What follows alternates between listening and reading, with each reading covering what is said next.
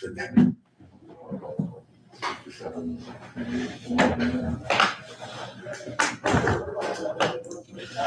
August 24th, 2026, in the Chickasaw County Courthouse, in the boardroom.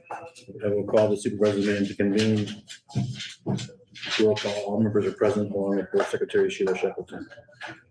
Approve the agenda for today that was published Friday.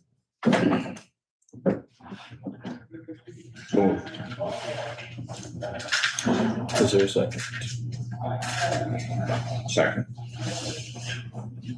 Motion by Scott, second by Isaac to approve today's agenda as published. Any discussion? If not, all in favor say aye. Aye. Anybody opposed? Motion is carried. Approve the minutes from last Monday, the 17th of August. Third line from the bottom. There's past something to discuss last night. That belongs there. Oh, really? Sorry about that, Scott. So you should be spelled right. Yeah. That direction on there was to approve minutes on the 17th. Right. Motion by Steve, second by Travis to approve the minutes from August 17th with one correction. Any other changes, discussion? If not, all in favor say aye. Aye. Anybody opposed? Motion is carried.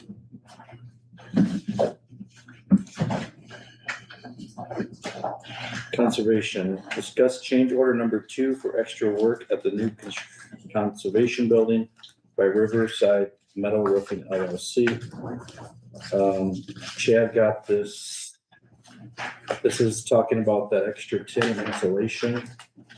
That's going to be in that northwest corner, so they can install electrical panel and their conduits up to the ceiling. It is the area where it's going to be finished in the future. Just makes sense to approve this $2,000. There you go. 6.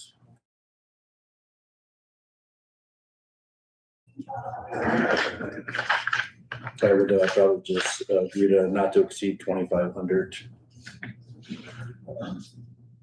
Like we did last week for the extra rock. County Betterment Fund. Oh.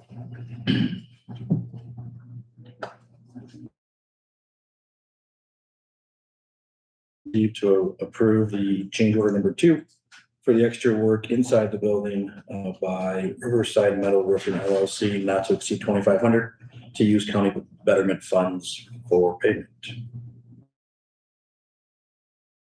I don't envision any problems when we do have a written contract with them. I hope someone's at least memorializing this in writing as opposed to just gentleman's agreement, verbal, what we're doing here. We are in minutes. You got emails or? They want us to some sort of stamp written this.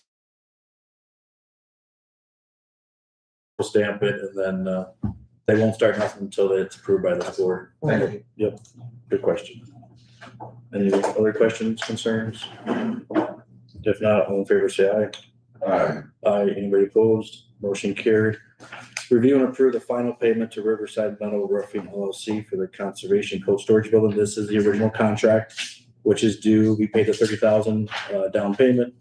So this would equal the total contract, still due $71,605.35. Everything that was in that contract is done. Just gonna do the change order now, hopefully this week or next week. Same fund, county betterment. This would finish the contract work. Make a motion to approve the final payment to Riverside Metal Roofing, $71,605.35. Is there a second? Second. Can we put county betterment in the motion? Perfect, Steve, thanks. Motion by Steve, second by Isaac to approve Riverside Metal Roofing LLC for the cold storage in that amount using county betterment fund. Any discussion? If not, all in favor say aye. Aye. Aye. Anybody opposed? Motion is carried. 9:05, any public comments? No public comment.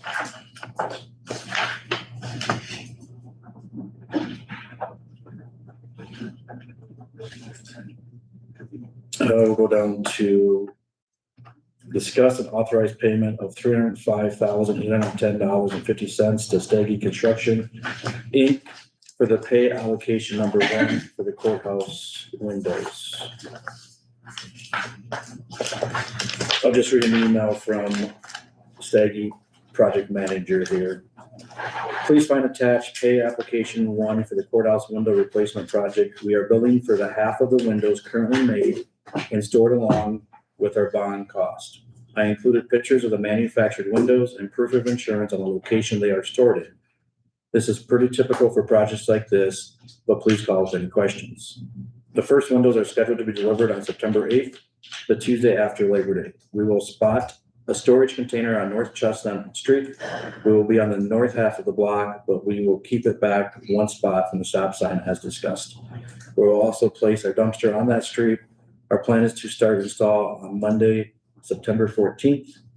Please let me know if you have any questions. So this is what the first payment, Sheila has transferred $800,000 this morning. I did it this morning, yeah. So- So there'll be $800,000 less in general basic tomorrow and $800,000 more in capital projects tomorrow. Yep, so, and they will do their claims on Wednesday, and Staggy should get it sometime this week. The amount that's on the agenda, $305,810.50. So you're okay to do that under fire? We can do prior. Yeah, okay. Yeah, I mean, it's a standalone agenda item just because it's capital projects. It did not make the cut last week. So I think if you guys just make a motion to approve this claim, they can cut it, this week. And then you'll see it on prior bills. Any questions? I think the timeline, I know I'm visiting with Dave Gorman. The city said to put the cones out. We just need to know when that container's coming and that dumpster's coming. So we can cone out those, I think, 4 or 5 spots of this walk and sidewalk. We're not gonna block off the sheriff's office to the courthouse. We're just gonna block off, I think there's 4 or 5 on the west side of the courthouse. The city did give permission to do that. Any questions with the first payment to Staggy Construction? Any questions with the project, I guess? If not, is there a motion to authorize payment? So moved. Second. Motion by Scott, second by Travis to authorize payment to Staggy Construction, Inc. in the amount of $305,810.50 to Staggy for the application number 1 for the courthouse windows. You know, we have a contract with them, I think about $798,000, so this is partial. Any discussion? If not, all in favor, say aye. Aye. Aye, anybody opposed, motion carried. I'm gonna put this in here so you can see. Yeah. Okay. Okay. So, We've got a couple of minutes, we're doing some claims here. Payroll dated August 21st, 2026 behind us. I guess it's over there. Any questions with the payroll claims?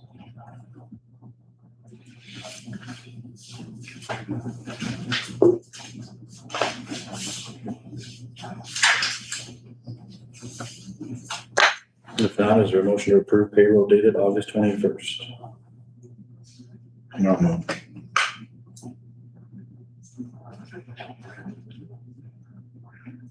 Second. Motion by Isaac, second by Scott to approve the payroll claims dated August 21st. Any discussion? If not, all in favor, say aye. Aye. Anybody opposed? Motion carried for that. Prior bill amount $1,597.03. So moved. Second. Motion by Travis, second by Steve to approve the prior bill claims $1,597.03. Any discussion? If not, all in favor, say aye. Aye. Anybody opposed? Motion carried. The claims that are due today for us to approve in the amount of $357,582.74.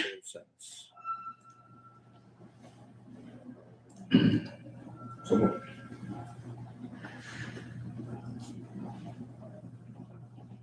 Second. Motion by Scott, second by Travis to approve that amount. I did have one question. I did get that answer last night from EMS director. There's a donation line for that piece of equipment, $17,513.07. He did ask permission back on March 23rd, 2026 for this piece of equipment. He was waiting on some money from the grant yet to come in, so that's why we see that in the donation line item today. No other questions on the claims? If not, all in favor say aye. Aye. Aye, anybody opposed? Abstain. Isaac will abstain, motion carried 4-0. Jump in. I just wasn't expecting that. Just I haven't seen a little trigger. All right, today is the place and time for a public hearing on amendment of the current budget. We call it budget number 1 amendment. Is there a motion to enter the public hearing? So moved. Second. Motion by Travis, second by Steve to enter the public hearing at 9:12. Any discussion? If not, we'll call Travis. Aye. Steve. Aye. Isaac. Aye. Scott. Aye. Jake, aye. Motion is carried. We are in a public hearing. Any written comments? I did not see anything. Any public comments? This budget amendment is needed for some family health insurance. Board approve of health, switching numbers around for admin and salary assistant. Them to use the $1,000 Board of Health to use the $1,000 donation fund. This has the $30,000 in there for the City of New Hampton water loop project using county betterment funds. And then secondary roads, adding some patching projects, $72,000 from the infrastructure fund, local option sales tax. $11,000 in engineers secondary road department for supplies, installation of Barcom security cameras at the new office. Sheriff's office, police supplies, additional $10,000 from the grant from community action. And then fix interfund transfers of DARE to K9 in the amount of $1,235. Anything else, board?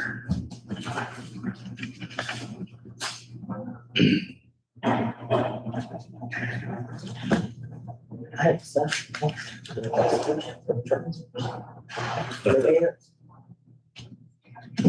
not in the budget appropriation.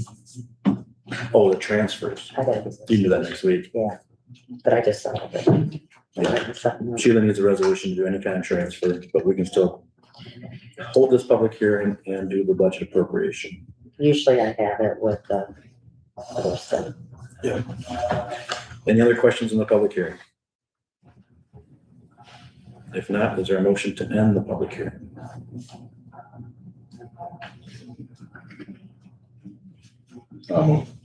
Second. Motion by Isaac, second by Steve to end the public hearing at 9:14. All in favor, say aye. Aye, anybody opposed? Motion carried. Following the public hearing, review and adopt resolution 824-26-48 fiscal year 26-27 budget appropriation. And so this resolution basically shows you how the impact of the amendment 1 is going to be on these different departments. I got Board of Supervisors, Sheriff, County Engineer, Public Health, and some non-departmentals. And then how it impacts the service area for our budget. So if I could have, You gotta vote on it first. Okay, fine. To approve the budget appropriations for budget number 1. Fiscal 26-27. So moved.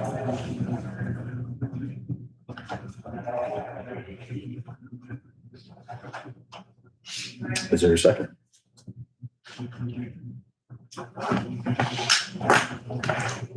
Second.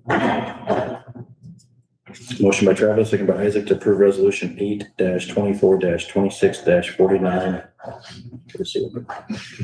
Fiscal year 26-27 budget appropriations. So this is number 1. Remember, our budget was done on June 1st, it looks like. And then in part of your working papers too, I gave you the overall, how the impact looks, so you have that.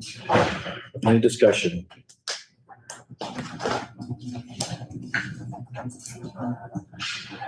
If not, roll call. Travis, Aye. Isaac, Aye. Steve, Aye. Scott, Aye. Jake, aye, motion carried 4-1. I have 3 of them. Do you mind signing, please?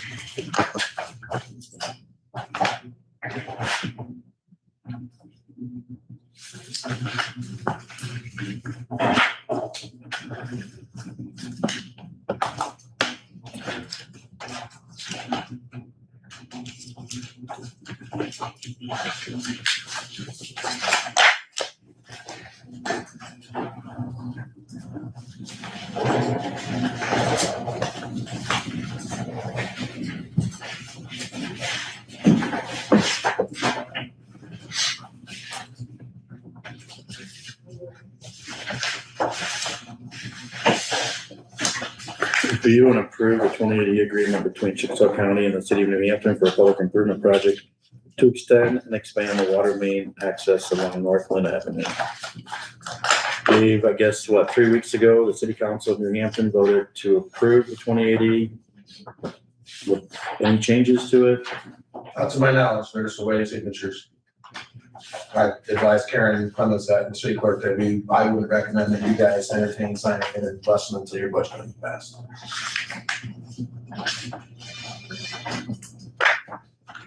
This was, so. The copy that's right here in front of me is signed by the mayor, Steve Gertz. Just waiting the board's chair signature. Yeah, Dave got a copy from Karen, I think, the night it was passed, Okay. the day after. Just to be fair, you guys know where these votes were. I will abstain from this, but I think I have the right to sign off if the board directs me to. Is there a motion to approve the 2080 agreement between Chickasaw County and the City of New Hampton for that $30,000 county betterment fund? I'll make that motion. I'll second. Motion by Steve, second by Isaac to approve the 2080 agreement between the Chickasaw County and the City of New Hampton for a public improvement project to extend and expand water main access along Northland Avenue. Any discussion? Well, one comment that Foster did, $5,000 for his project on Thursday. Perfect. What was that, Steve? Foster, well, it's gonna pay 5,000 for his project. That's not so much. All right, do a roll call on this 2080 agreement. Steve. Aye. Isaac. Aye. Travis. Aye. Scott. Nay. Jake will abstain. Motion is carried 3-1 with my motion is carried. I'll do it later. I did send a text into Matt Brand. We'll see. The other director number for him. I think it's signed, Sheila, we need to make sure we get a copy of the city, and then someone will have to record it. Actually record it downstairs in the Secretary of State's office. Okay. Will do. Thank you. Just call my eyes, Brand.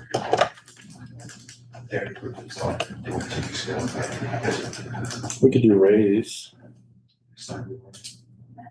1 second.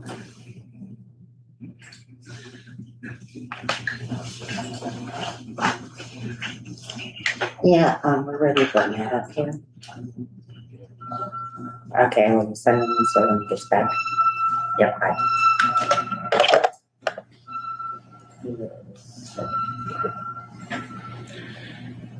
Land use administrator Ray Arnell. Good morning. Review and adopt resolution 824-26-50, a minor subdivision, Leo A. Law.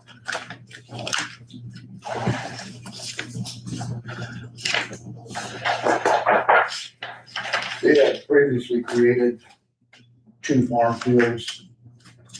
The parent parcel originally, now they're taking and splitting an area out of the existing building site of 2 acres to put up a new house. Guess what we're doing. You guys all got this in your board packets. The last 3 pages show the parent parcel and the 2 parcels now, and then the 3rd aerial shows the new proposed parcel.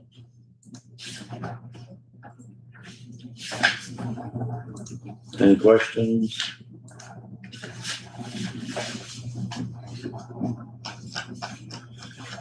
Did we get all the paperwork? There. Yes, everybody signed off. Any questions on resolution 824-26-50, minor subdivision for a Leo A. Law? Yes, there's the entire parent parcel. There's the 2 parcels that were split out a couple of years ago. And then you can see there, we're splitting out the building site. Is Beacon close or is it going right through a building? What's that? That white little dot in the northwest corner of his minor sub. Well, You see that that? red line there is not exact. Okay. And again, your aerial photography has a error rate of movement of up to maybe 3% depending on the flight. I just see it going through that little white building. So that's why we always have a disclaimer on there that they're not to be used for engineering purposes. Sounds good. Any questions, concerns?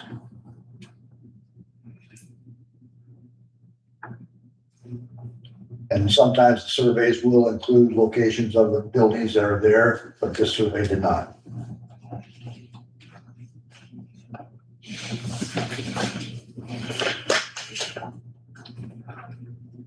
Make a motion to adopt resolution 824-26-50, minor subdivision, Leo A. Bulk. Second. Motion by Steve, second by Scott to approve resolution 824-26-50, minor subdivision. Any discussion? If not, roll call. Steve? Aye. Scott? Aye. Travis? Aye. Isaac? Aye. Jake, aye. Motion is adopted. Thanks, Ray. Matt. Meet with Treasurer Matt Eisbrand. Morning, Matt. Good morning.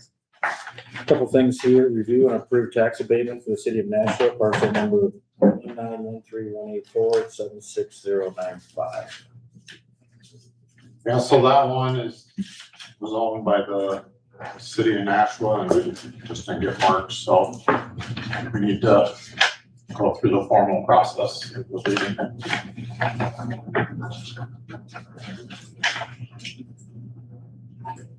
Any questions, board?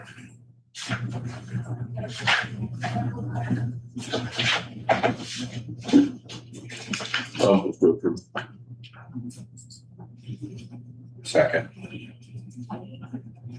Motion by Scott, second by Isaac to approve the tax abatement for the city of Nashville, parcel number 1913184760095. Is that the override, Matt, there of $50? Correct. Looks like Sheila has to sign off on it. Yeah. Yep. Any questions? Dave, can these be roll call or just it's not a resolution, but All right, just roll call, we say it for now. yeah. We were roll call vote, Scott. Aye. Isaac, Steve? Aye. Travis? Jake, aye. Tax abatement has been approved for that parcel. Second parcel, review and approve tax abatement for the city of Fredericksburg. Parcel number 1916182777008. Same Yeah. thing, or? That was one that I talked to Keith last week or the week before, and there was one kind of in like the development that got sectioned off, so. It's a city ownership as part of the street. I don't think it was in the Yeah. board packet.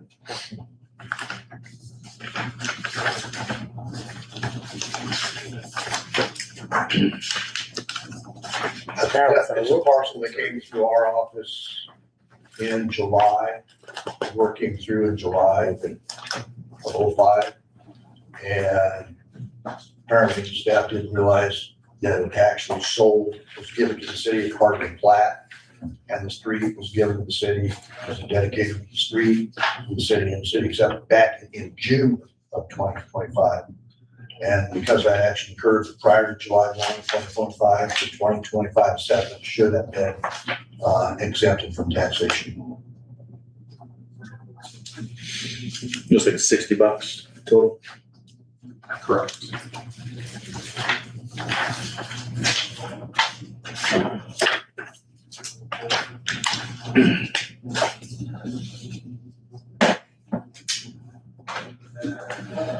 I'll make that motion.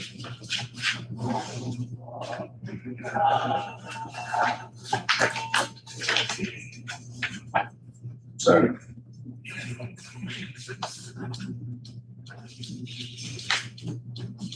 Motion by Travis, second by Scott, to approve the tax abatement for the city of Fredericksburg, parcel number 1916182777008. And that is the amount of $60. Any discussion? If not, we'll do a roll call on this one also. Travis? Aye. Scott? Aye. Isaac? Steve? Aye. Jake, aye. Motion is adopted and approved. Review and approve the opening of 2 checking accounts at First Citizens Bank for the deposit and management of appropriated funds for 2 new bond debt payments, and authorize Matt Eisbrand, Amy Roder, and Patricia McCumble as authorized signers on both of those accounts. So you're gonna have 2 separate accounts for each bond. Yep, so it'll just mirror the fund that way, so everything's nice and clean and separate for those. What, oh, you're talking about the money coming in? The money that'll get apportioned by us, so Gotcha. we'll need them opened up, so we can start. So this is not the bond money, this is. Right, so this will be the money that we use to Property tax. make the payment, the actual payment. Yeah.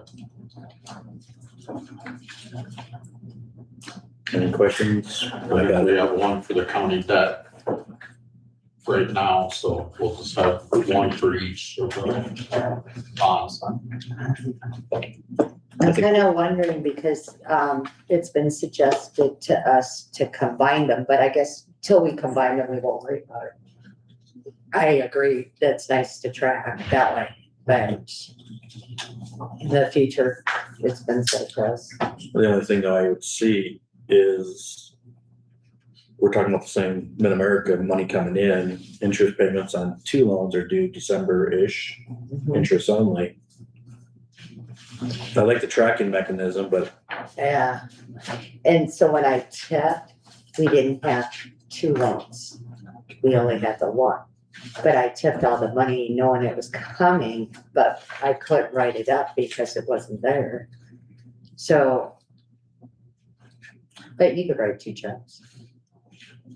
Yeah. Or 1 check to cover the other one. one goes to, So all this money will go to the first check. but we have 2 different banks. Right, one's Elena and one's, Well, Northeast Security is the one, I don't. I think Elena got the second one. Yeah, So you're gonna have to write 2 checks. yeah, I think it's just cleaner, because right now, the county debt, Elena has the The 4.5 of the. bond, and then for citizens. So would you just transfer from one account to the next? No, I write a check. Or, because they usually call for interest and principal, and then just interest. Yeah, but when you apportion right now, we only have the one. Right. Well, so it's all gonna go on one check account right now. But we have two payments. That's why I'm opening these checking accounts. So when we start apportioning for the new year, Okay, yeah, that you got it figured out, I see. But in the future, we may be combining them all. that's fine, because I have a spreadsheet where I can divvy out the interest according to the fund. Okay. I just Okay. Put the beginning monthly balances and. You got it. Yeah. You just had to wrap our heads around No, I- it. Sorry, Matt. Is there a motion to approve the opening of 2 checking accounts for bond money? I'll make that motion.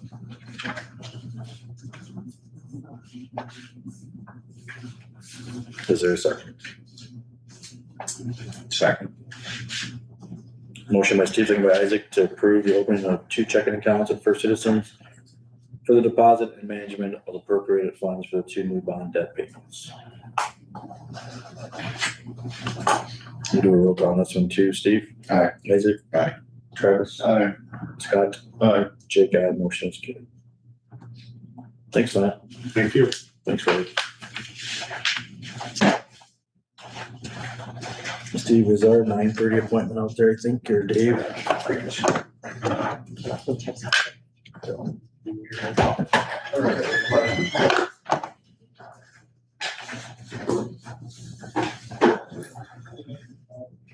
Yes.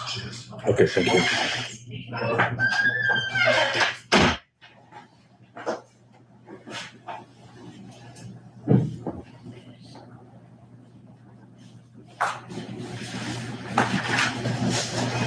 That's for national.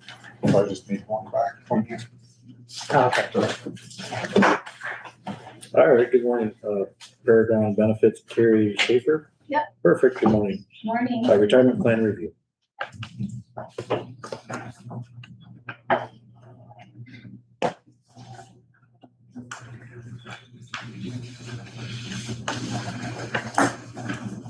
Oops, that's my pen. That's it.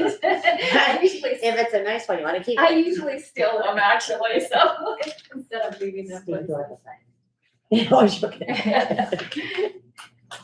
Handing out some facts on, the plan here. You guys can pretty much recycle these, with the exception of Sheila wants to probably keep them.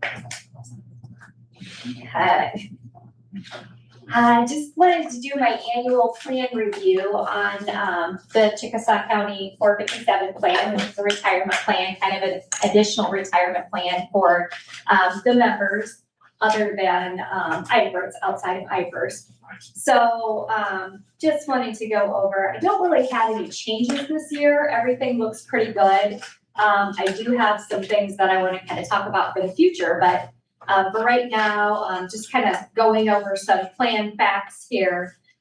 We've got a little over $2 million in the plan. Some of it, the $193,000 is with Bank Iowa, 1.7 million is with John Hancock, which holds mutual funds. And then there's 106 still in the prior managed accounts that people, haven't taken yet, but are generally, I don't know that all of them are retired, but a lot of them are at this point. So we've got 47 members with account balances. Eligibility is 6 months, and then after their hire date, then they're eligible for the plan. And monthly changes are allowed, but actually it's daily at this point, each payroll period. So people can change what they're putting in the plan each payroll period. 3,700 in contributions per pay period, which is 89,000 a year. And I've got 9 members deferring pre-tax and 20 members deferring raw, so after-tax money. So we've got both options in the plan. And there's 37 different investment options, including that bank CD from Bank Iowa.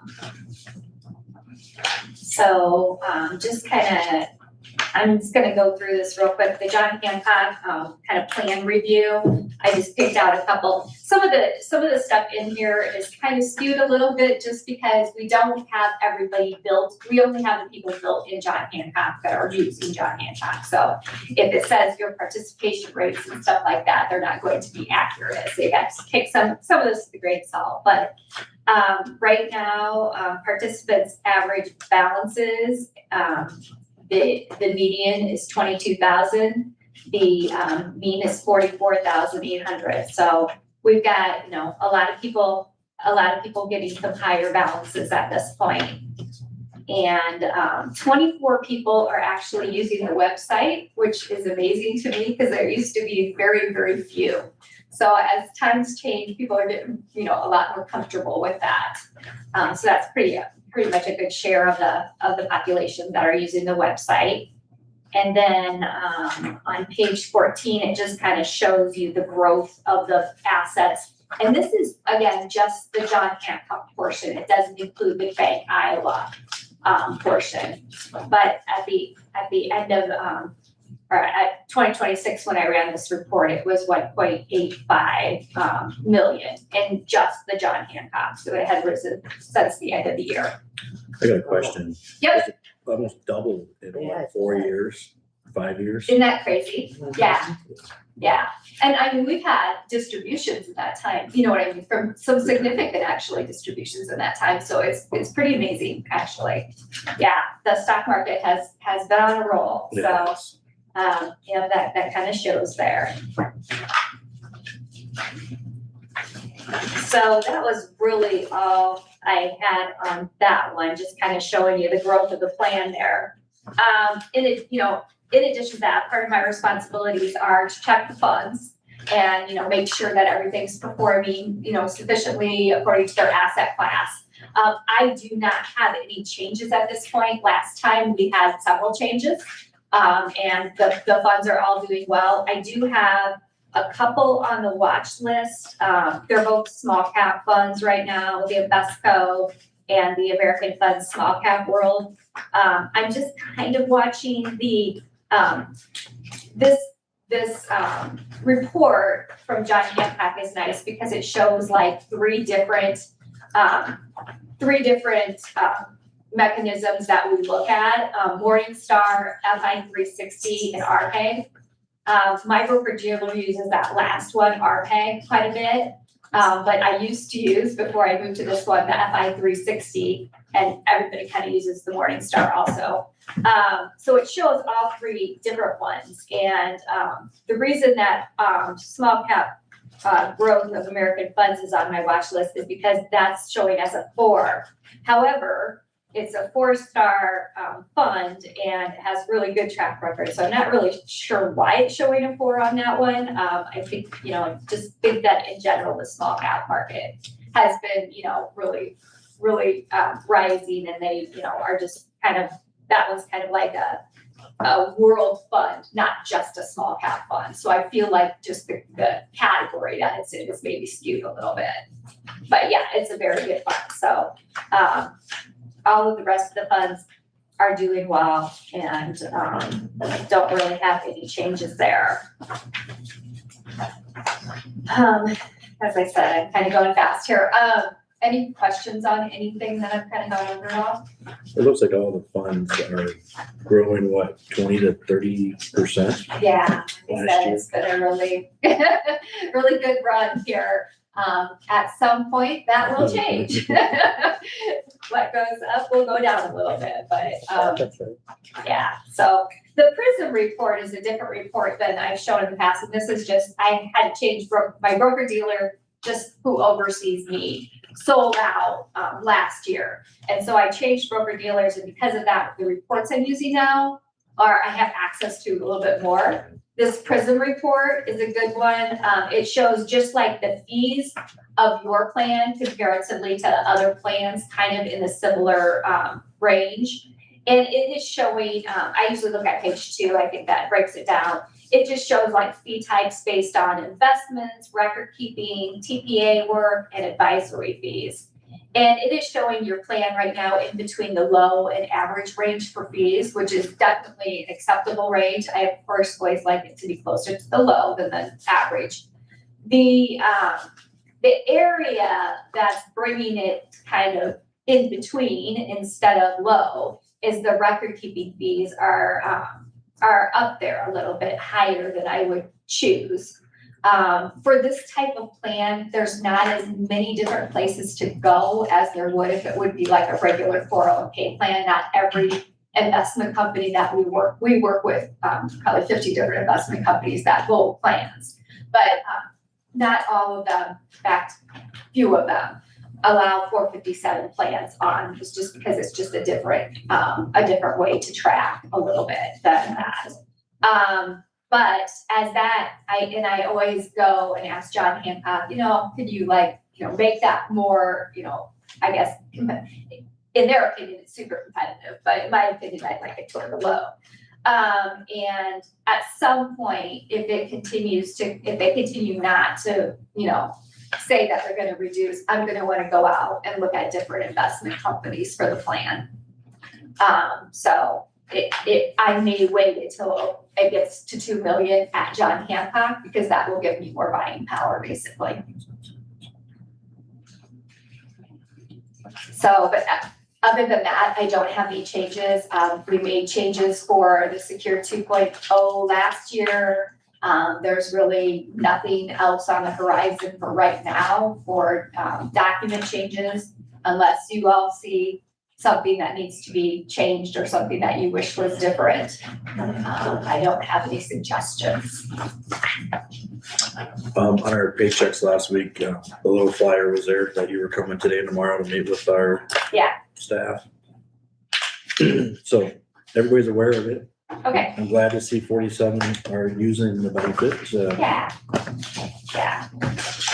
So you're 20 and 9, that must be active county employees. Yes. The rest must be retirees. Not necessarily retirees. Some people just, decide that, something happens in their life and they need to, stop contributing. So it's kind of a mixture of retirees and people that, are going through some sort of life event at this point. So, yep. Any other questions on the deferred count?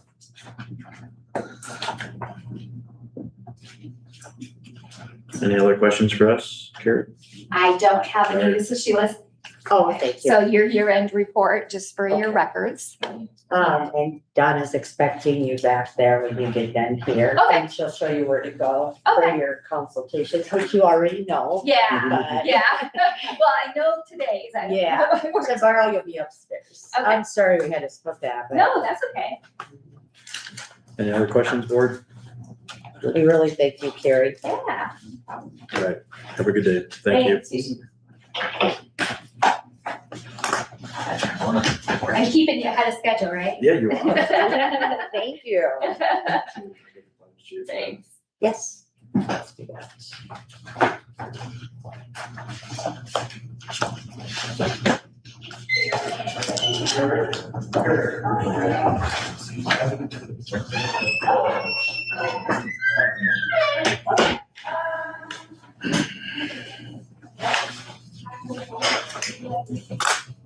You go first. Yeah, so I had, department head team was asking me what time between the ISAC presentation and the EMS one. So I think we need to wait for Joel for the EMS one, Jeff, just because Joel wanted to be here. I guess we're going on to discuss with department officials who attended the ISAC conference. And if they show up, they show up. We'll fill them in if they show up.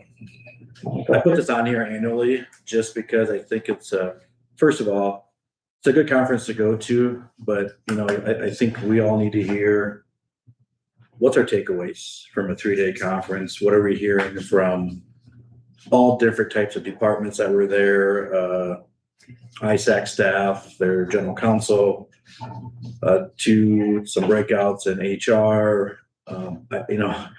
Lucas Brinkman had a very good comment. He can't answer a lot of the questions with this tax reform bill because the tax reform bill is not wrote yet by the Department of Management or the Department of Revenue. when are we gonna get those answers? I asked a question to Lucas about the ending fund balance, 35% in our general fund. When is that gonna go to effect? Is that this June coming up? We talked about other things. I guess Sheila wants to go first. But I think this is well tipped by our people of the county.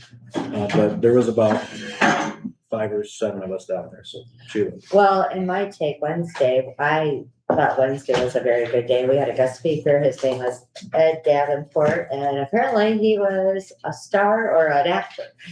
And he had a lot to say, but he was talking about fear and, you know, that we basically stand in our own way.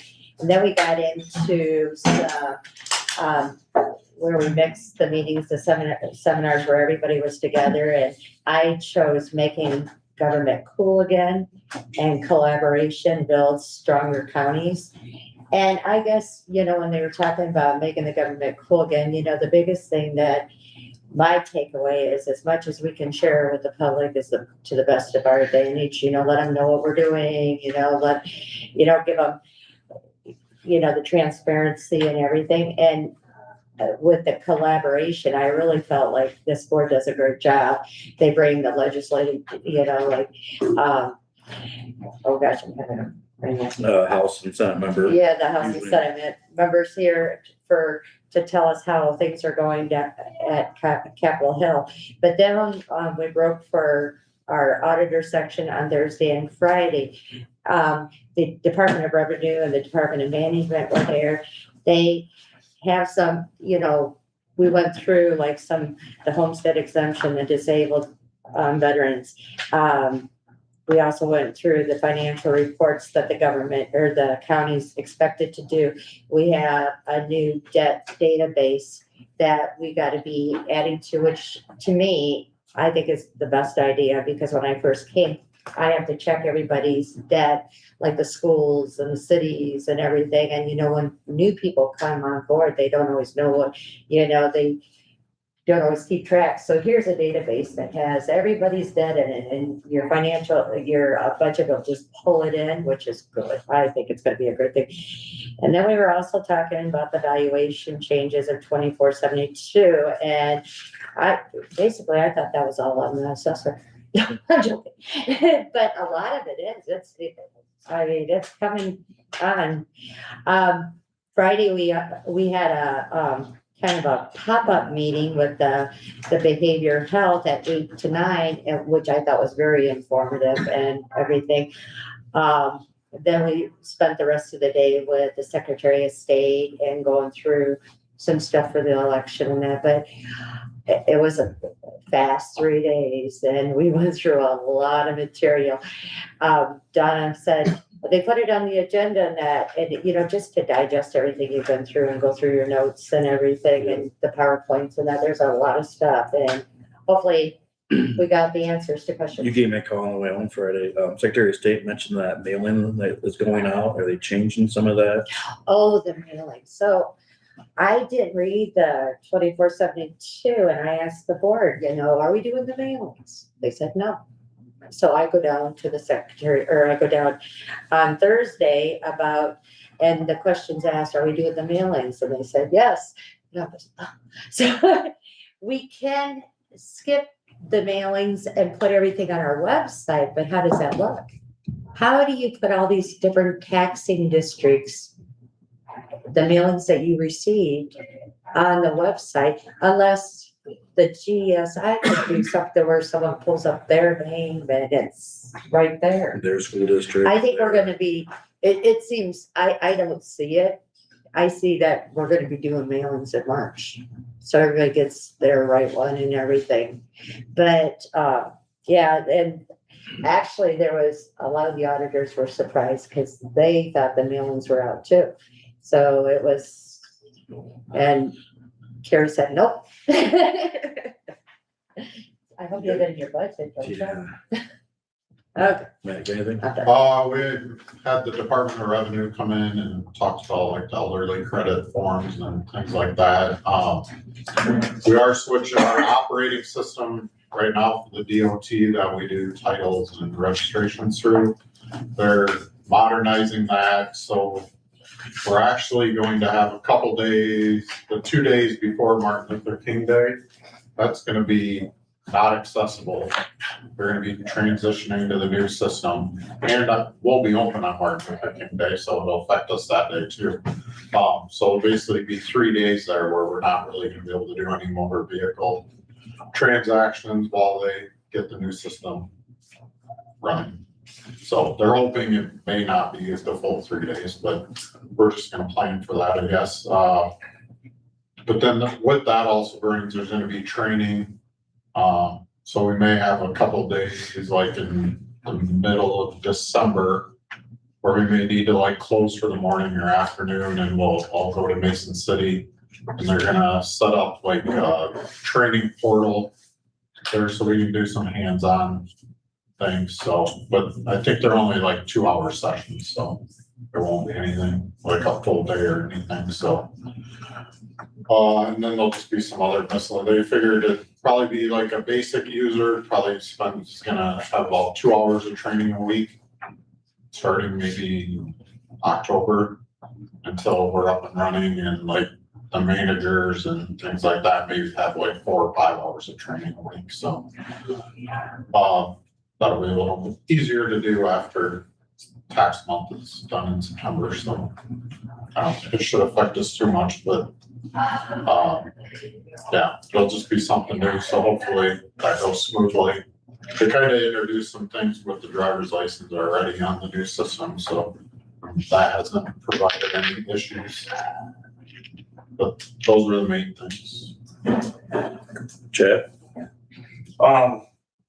So I did for the General Assembly, I went to the growth mindset and the developing culture of excellence and civility.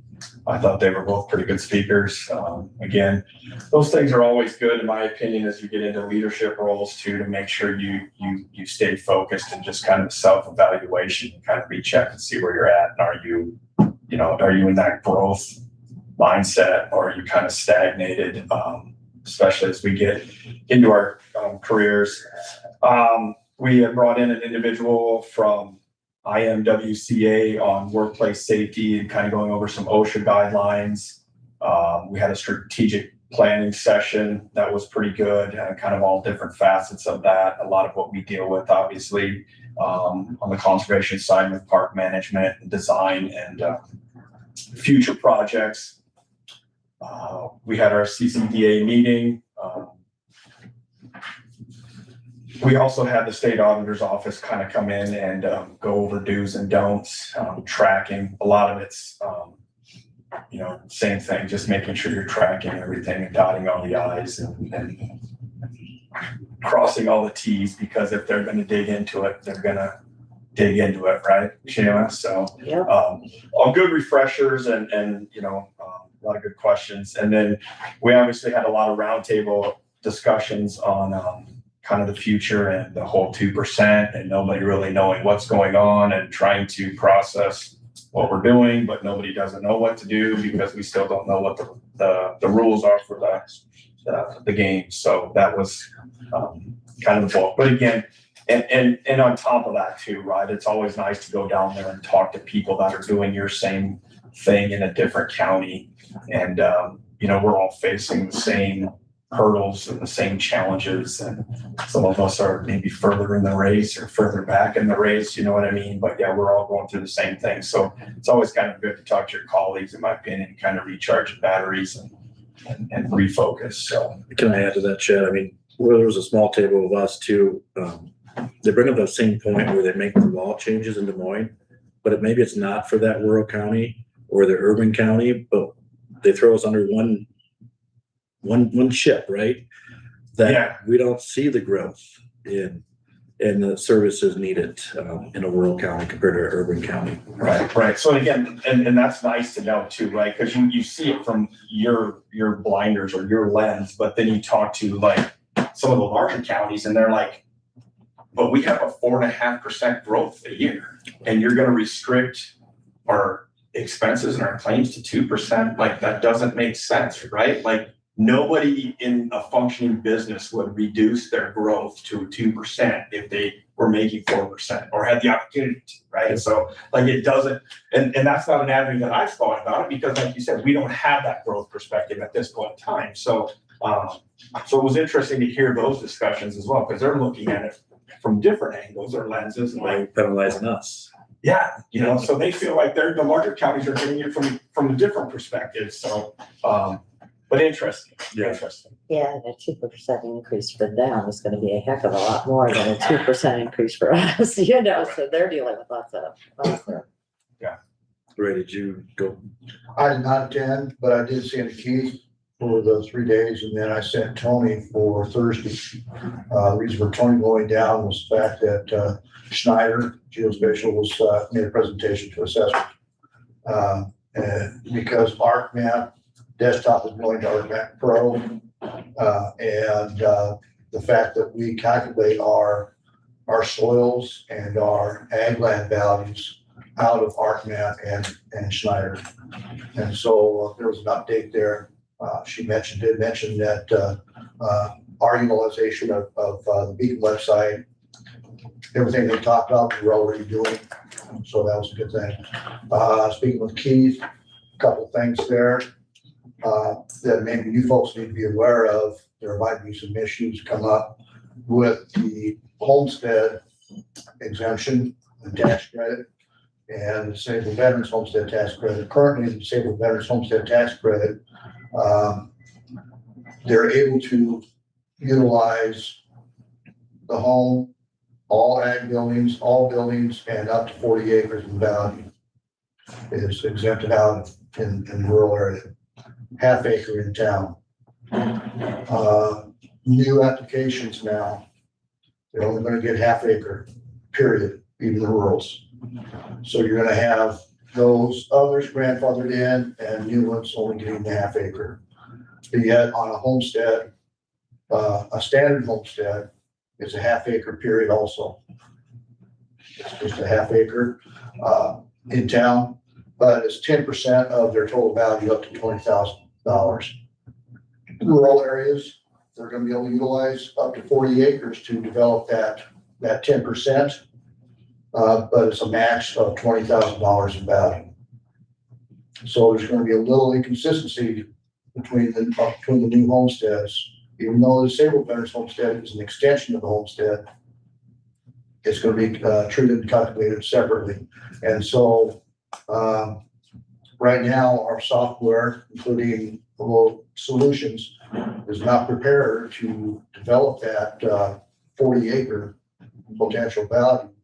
And so all the assessors are running a spreadsheet of all the homesteads and potential adjacent parcels that could be tied together to develop that 40 acre max.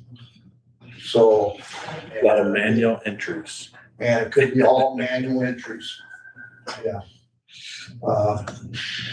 And then Terry Johnson, regarding the 2% growth for assessors, we do not get the luxury of any new value of new construction or movement of property from exempt to taxable. We just strictly get the 2% growth.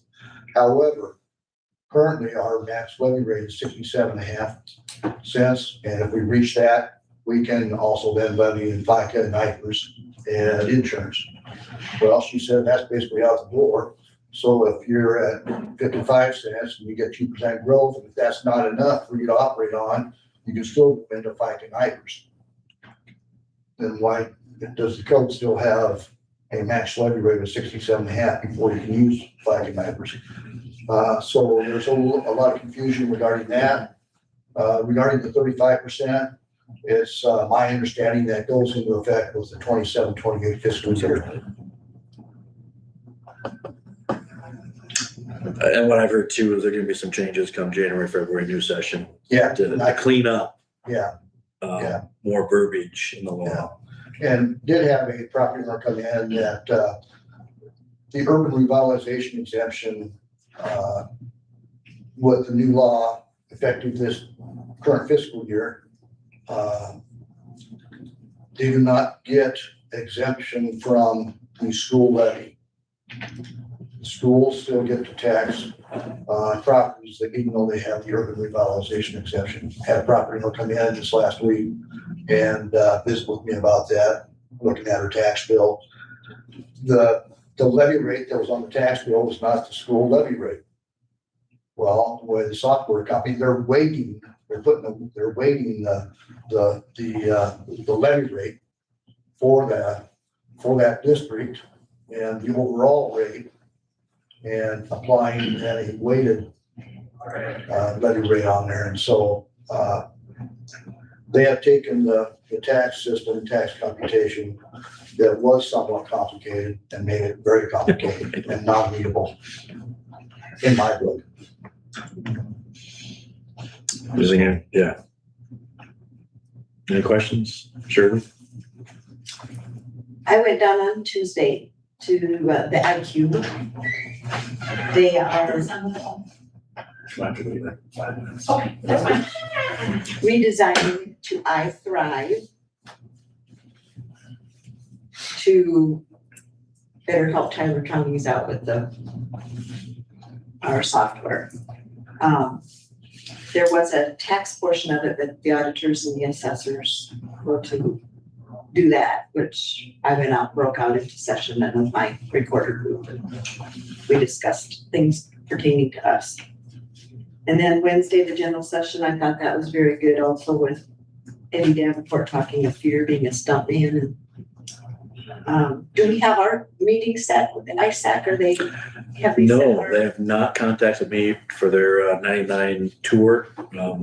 There's not many counties left, so No, yeah, they want to wrap up by 26. So yeah, hopefully their team comes here October, November, but they have not reached out to me. No, yeah, because it sounded like they had about 60 counties done already. And so- Correct.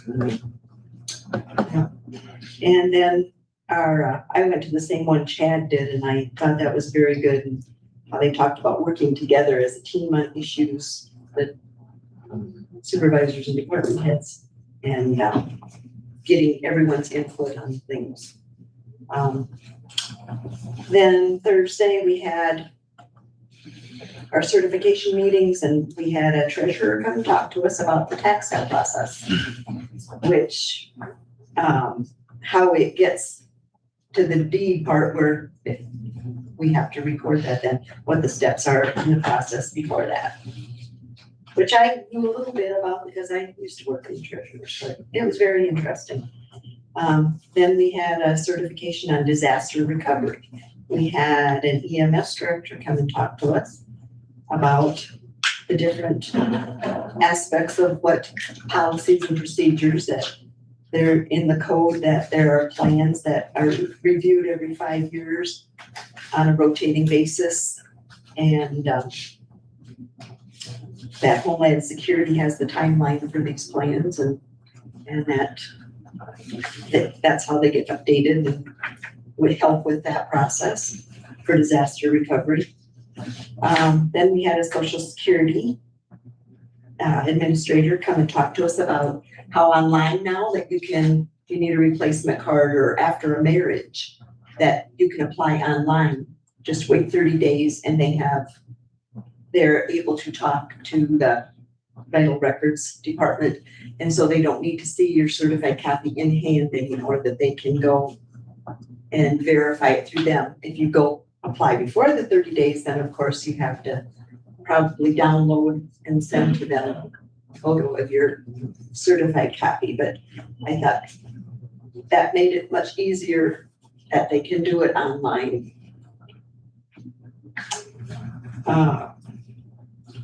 Then we had Iowa Title Guarantee talk to us about fraud.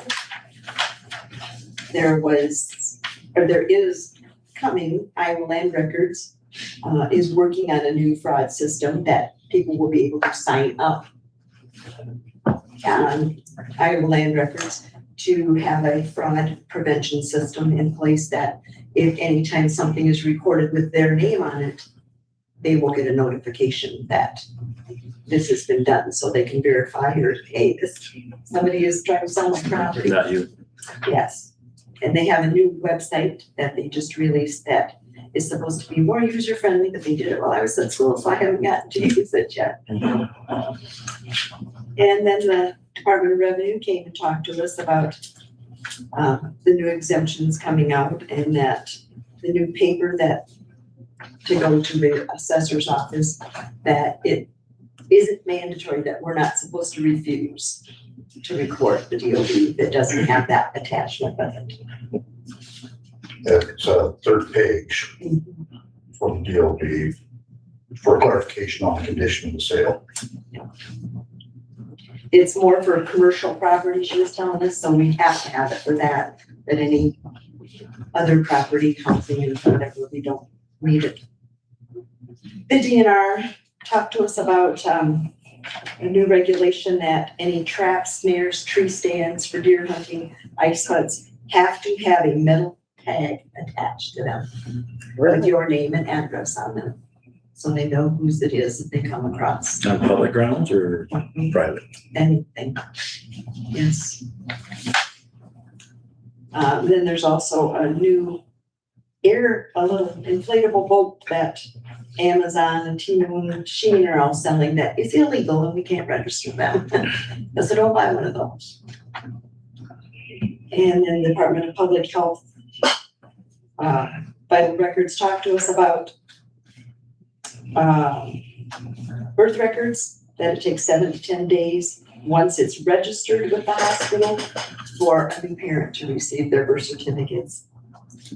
They keep it 60 days if it's a single parent birth for paternity affidavits. And then they said that the auditor's office can come down and use our public terminals to search for deaths, which I knew, but also that the Secretary of State's office will give you print you a report. Yeah. For this. So that's about it. So it was cold 2 days. Well, that's cool. I was down there, I also enjoyed Lady Davenport speaking. Biggest thing that I took away from down there is state wants us to start looking to consolidate services. Almost regionalized things. There was a nice presentation on the supervisor side between the Department of Education, Department of the League of Cities and ISAC. And it was nice to see those because like the school districts, they consolidated from 5,000 schools down to 600. Yeah. They even said, if we're going to consolidate or merge, talk to the school districts. They've dealt with it for years. Basically, so I can't figure out why we haven't done it yet. We've been doing this for years. A lot of it is because nobody wants to lose their identity. And I think we heard that with the school districts many years ago, that we didn't want to lose our identity or mascot but it comes down to running a business. And they said, even talk to school districts that are willing to share IT or willing to share this or that. I think that's what the cities are going to have to do too, with the counties. Sorry. Anything else, Travis? No. Scott, you in it? Well, like it's already been said numerous times, but the biggest thing I learned was that nobody knows anything that they could share with us going into the next budget. I enjoyed the one breakout section where we had the HR and the IT and all that. Seemed like we struggled a lot to stay on topic, but there were some good conversations.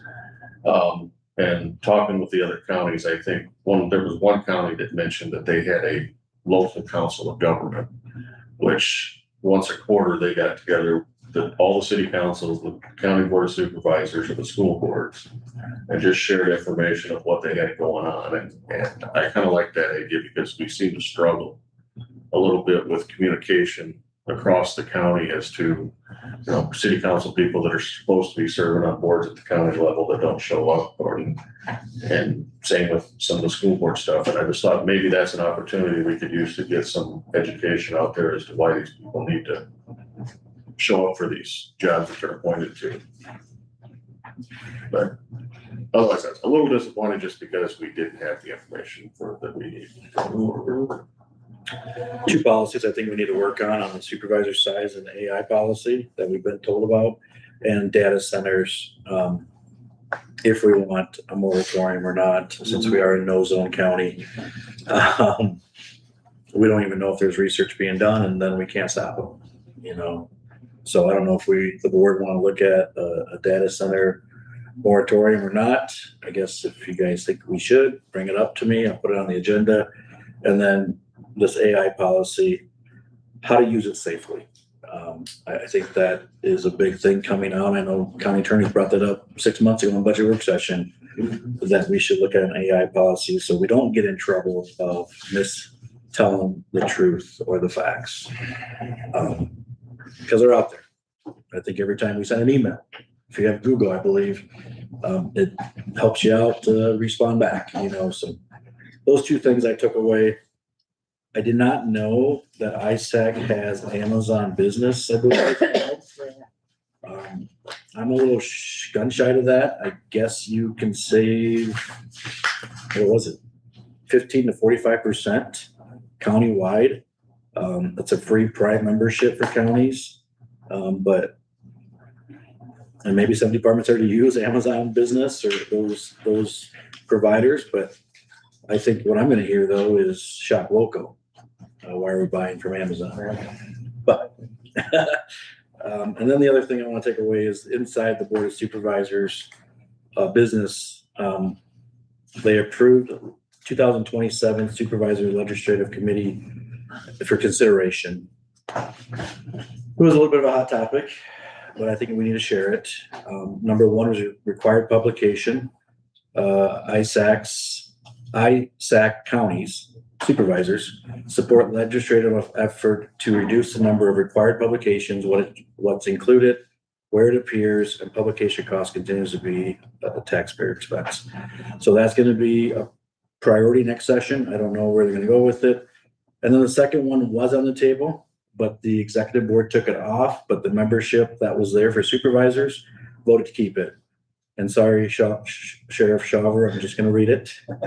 I know the groups from the Sheriff's Association, the boards don't agree on this, but included in 2021 Back to Blue, legislative provisions related to sheriff compensation required. All we're saying is let's have a talk. Because there's plenty of lawsuits out there that some counties don't follow that. But some deputies are attached to the sheriff, so those counties are really hurting. I think it was a 30-40% in salaries in this one county because those deputies were attached in union contract with the sheriff. So it hurt those counties, especially where you get a 2% on general basic. I think we've had good conversations. We have, but I'm saying No, it's definitely out there, yeah. It got added to one of our priorities for the supervisors to lobby for or against changes to the law in publications and sheriff compensation. Anything else you guys want to talk about that? It was a heated debate. Sure. It finally had to came down to a raise of hands to see if that was going to stay on or not stay on as a priority. So, am I missing anybody else about the ISAC conference? Nope. All right, thanks, guys. I think it's a good discussion, just so we can all come back and present some takeaways. So thank you. Joel's not here yet. Abby is gonna either recall her. Let me check with Donna. Let me check with Donna, see what, because Abby's gonna come back in 5 minutes. I'll give Joel a text. Jeff, can you text Joel if he was still coming?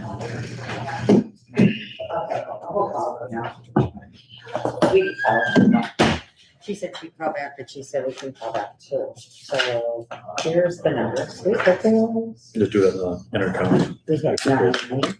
Yeah.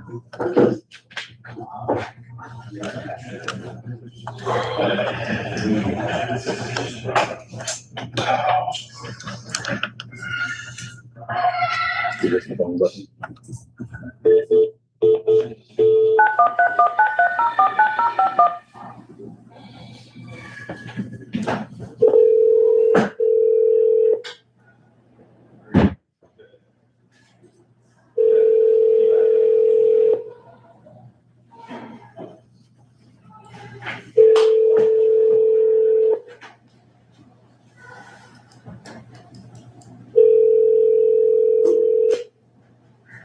person you are trying to reach is currently unavailable.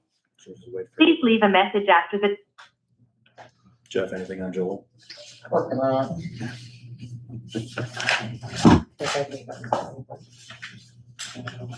Yeah, if you want to.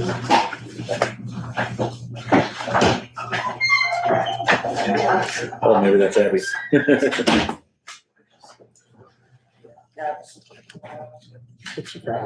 Just wait until we transfer it over.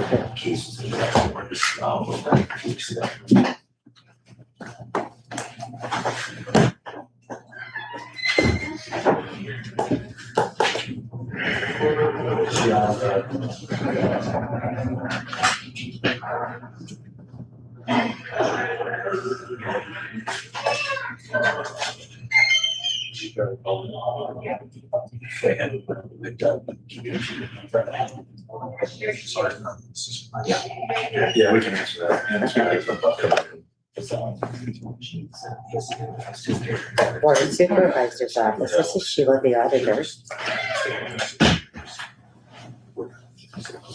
Oh, okay. We just- yeah, speaker. Hi, Abby. Can you hear me? Oh, shoot. Abby, you still there? Abby, are you there? Okay, Just leave it okay. down. So Abby, can you hear us? Yes, I can. Can you guys hear Abby? Abby, this is Jake Hackman, the chair of the board. You wanted to give a presentation this morning about the Northeast Iowa Food Bank? Yes, it is. Can everybody hear me okay? Yes, we can. All right, great. So my name is Abby Turpin. I'm the Director of Development, Marketing, and Communications at the Northeast Iowa Food Bank. And we are currently undergoing a $14 million project at our facility in Waterloo to expand and renovate our building. It's an unfortunate project that we actually have to do, but the need as far as people facing hunger is just growing. So that means that we have to grow with our building to be able to bring in the amount of food that is needed throughout Northeast Iowa. Of course, Chickasaw County is one of the 16 counties that the food bank serves. So every morning our trucks head out, and Chickasaw County is one of the counties that we're in every single day. I can tell you that right now in Chickasaw County, 1 in 9 people, that's 10.6% of people in Chickasaw County, are experiencing food insecurity. And 1 in 7 children, that's actually 13.9% of children in Chickasaw County, are experiencing food insecurity. The reason I'm presenting to you today is when we asked Blackhawk County Board of Supervisors, we've actually asked them for $1 million since we are located in Blackhawk County, but they wanted to be sure that we are also going to each county that we serve and ask also for a contribution to the campaign. So we're asking every county to contribute $25,000. I can tell you that one county has already given us $25,000. We also have another county that has committed $5,000 over 5 years. So Barb Prather, who's our executive director, and I have just been going to all of these meetings and making these asks of you just to make sure that it's a true collective effort to make sure that people are being fed in the 16 counties that we serve. So I am respectfully requesting $25,000 today from you, and I can take any questions that you might have. Yeah, is there any questions? You should have called us about 3 weeks ago. We just did a budget amendment this morning. Yeah, I figured. And we've faced that with a few counties, timing's everything, we realize. A couple counties have asked us to come back in the following month, which is obviously totally fine as well. So whatever you guys need to have happen, or just for the consideration of it. Nope. Any other questions? No, I think we'll take this under advisement. I think the need is there. I've seen it, in the local communities, so. Great, thank you. Thank you very much. Well, I'll look forward to Just hearing Abby, from you when you one have second. time, and I appreciate your time today. All right, thanks, Abby. I got Just a wait, question. Abby. Abby? Yes. We have one. I got a question for you. That's Travis. Yeah. Travis. I see on your backpack program, you have all 3 schools for New Hampton. And you have Nashville Plainfield Elementary. and Fredericksburg Elementary. Is that like Nashua, middle school and high school, Fredericksburg Middle School? I didn't know. Yeah, no, so we are present in those five schools that you just mentioned with our backpack program. We're always trying to grow our backpack program. We have an entire program staff that's constantly reaching out to schools to try to grow that. And it's honestly just a matter of if there's somebody at that school that is willing to help us be the administrator of the program. We have to have somebody that's willing to come on board and help us to do that program. So the effort is constantly being made to grow that program in different schools. But currently, right now, the backpack program is in just 5 schools in Chickasaw County. Okay, I just asked, I just noticed it, but. Yeah. Any other questions? All right, we'll get back to you, Abby. Thank you. Thank you very much. I appreciate it. Have a good day. You too, bye. Bye. Bye. So yeah, this request came in to be on the agenda, I think last week sometime. Wish it was sooner, but I see their capital campaign. It's been talked about at Intercog. I go down for food and the federal grant programming. This is big building for Blackhawk County and the other 15 counties. I don't think there's anything in the budget right now where I can think of where we can even code it under. So it's going to request a budget amendment. I thought the same thing when I saw it here, that 3 weeks earlier would have been more timely. I guess we can have that discussion now, or we can do it next week to come because we have another agenda item, but any amount that we can work on for a budget amendment, or I was thinking, I'm glad she shared the, $5,000. So, but I don't know if I'm up to 25 unless somebody else is. And, So when she said the 25,000, does she mean per year though? Because no, I think it's just a capital campaign for the new building. just for the new building out there. Kind of like a church. So I'd have the appetite for 5,000 and then revisit it next year. At budget work session or whatever. Yeah, I'm all right with 5,000. Okay, so we'll work on some paperwork and see what it looks like. Not gonna do a budget amendment just for that. I'm sure another will come up in the coming months. So we'll just table it for a future agenda item. I'll get back with Abby concerning the budget amendment issue, and I'm not gonna do one just for right now. All right, thanks. Moving on to discuss the creation and shared position with the Emergency Medical Service Department and the Emergency Management Commission. Some of you were at the Tuesday night meeting, some were not. My recap of that meeting is we all know what the lawmakers did to us on the EMA side, the commission side of that 3% growth of any tax dollars appropriated or asked, which is under $2,000 for us next fiscal year. Long story short, the EMC has asked us, the Board of Supervisors, to have a joint meeting. I said no, so this is why it's on our agenda today. What is your feeling, board, and maybe I should let Dave talk first about his findings after that meeting. Yeah, so I can jump in. So I think the original proposal at the meeting, I think everyone in the room, besides maybe 2, were there, but the original proposal was an hourly position shared between EMS and the EMA Commission. And the EMA Commission, I think, after a lot of discussion, decided they did not like the hourly concept. They wanted it to be a salaried position shared between EMS and EMA, which would be between the county and the commission. So 2 things to know with that. Number 1, I did talk with HR in Des Moines, and the majority of the duties, don't bury the lead, sorry, newspaper guy, that's legally possible for us to do. Okay, so practically, politically, whether you guys want to do it or not, legally on my end, we can make that work. But 2 things we have to consider if we're going to do it. Number 1, the majority of the duties is how we define it, not the hours. The majority of the duties for an exempt position have to be for exempt work.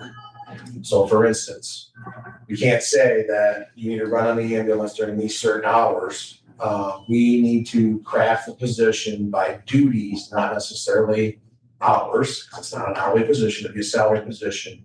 And the majority of those duties have to be an exempt position. So I don't think that's really an issue, because the proposal, as I understood it Tuesday night, was that the EMA, this person would have to work 20 hours minimum a week to get their EMA grant.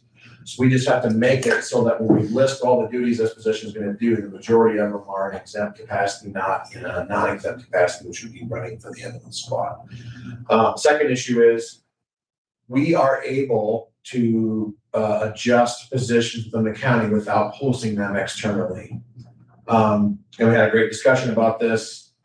My position is that since we're changing this from what's currently posted to a hybrid position, and more importantly, we're changing it to a salary position, if that's the direction you guys decide to go, it should be posted. So I think we're gonna have to create a brand new job posting, a brand new position. We'll have to list out the duties and the expectations. It's gonna be a salary position with the salary and whatnot. That will have to be posted, and anyone can apply for that. We'll have to go through a normal process to see who that candidate may or may not be. So again, the lead is legally, it's possible for us to do it this way. We just need to be careful of those two things, but practically and politically, you guys can discuss that aspect. That's my comments. Legal question then. This new created posted job, who makes the hiring vote? I think ultimately we'll have to have a 2080 between the EMA and the county, since they're separate entities with separate boards. So I think the 2080 agreement would spell out the duties of each, the roles of each organization, meaning the county and EMA. I think we could probably put in there the hiring process and also the evaluation process for this person. Because I'm guessing each board's probably gonna wanna have some say on evaluating salary recommendations, changes, those types of things. So if you're gonna create that position, I think we create it as part of the 2080 between the two pieces themselves. I would think it would be a joint hiring decision. I don't know. That's up for negotiation from you guys, the EMA. If maybe the EMA washes their hands up and says, hey, you guys pick the best model for that person, or hey, we want 2 from the supervisors and 1 from the EMA, or 3 from the supervisors and 5 from the EMA. So there's an odd number if we have more than one candidate. I think those are details we could work out if that's a position you guys want to create. But there definitely would be a 2080 between the two entities. So then the influences director comes through the board then? Yeah, and that's ultimately it's these guys' position through your department. So it's up to these guys. I mean, if these guys want to say, hey, we'd like to have the hiring committee and the evaluating committee be 2 of them, yourself as the director and a person or 2 from the EMA, that can be structured however they want to structure it. I think it'd be beneficial to have you included in that process since the person's been working under your authority. But again, I'll make the same comment I made, I'm getting ahead of myself, but the same comment I made at the meeting. If we're shifting from an hourly to an exempt position, there's no longer any technical requirement for work. It's changed to an expectation, which is what it is now for Jeff. So as far as the EMA perspective, it doesn't sound like it would be any different. The question is going to be, how does that interplay with your office? And I'm, again, very optimistic that it will work and that we have personalities and we're all in it for the good of the community and all those good things. I 100% agree with that. But I also get paid to try and see where problems might arise. And the problem may arise if, hey, EMA work's not getting done, and then this person says, well, I'm going to devote more time to that, and then your department, the supervisors, cannot hold this person's feet to the fire and say, well, you signed up for X number of shifts, and we have no way of really enforcing that and making sure that comes to fruition.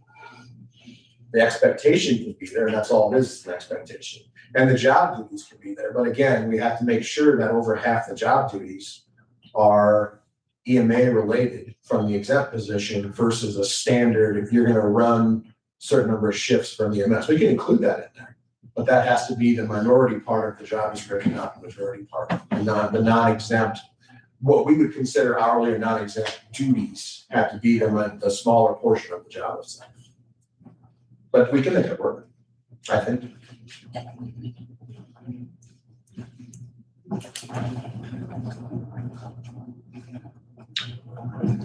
I guess I'm gonna just speak up right now. I'm not gonna be in favor of combining them two.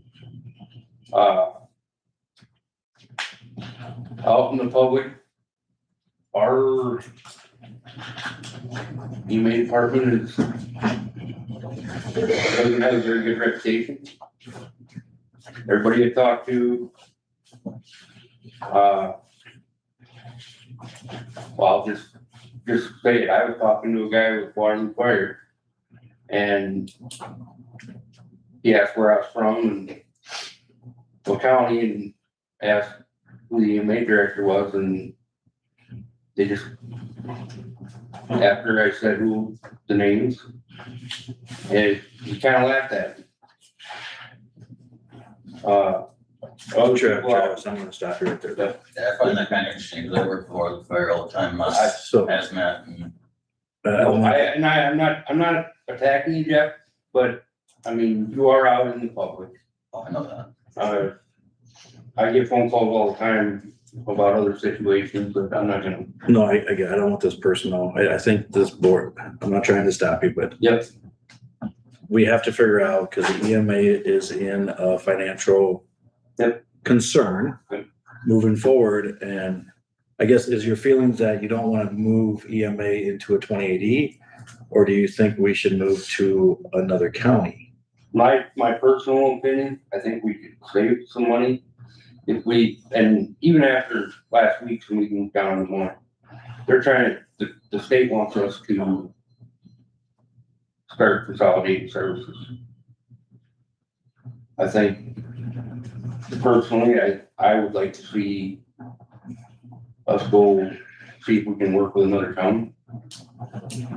So in a way, this is kind of consolidating departments, we're taking two departments, moving them into one, saving money on the salary. And again, like I said at the meeting the other night, nothing against Sean, I got a great relationship with Sean. But it's hard to be in two places at once. All right, local EMA coordinator is very important to, I got a lot of calls from a lot of firefighters after that meeting. I said, yeah, we want a local person here. We don't want to wait an hour for any county to get here. And obviously, there's gonna come a time where I'm on vacation, or, you know, Floyd County's on vacation, we cover each other, that happens. But to know, for me to know 98% of every emergency responder in this county is huge. You know, we have people coming on all the time, right? And the way I actually meet those people is making county IDs. I get all their information on that, and then I actually talk to them when I make their IDs, right? So having a local presence, and it really, excuse me, but pisses me off that everybody's saying, oh, we never, EMA doesn't do anything in Chickasaw County, you never see him. Nobody ever comes to me.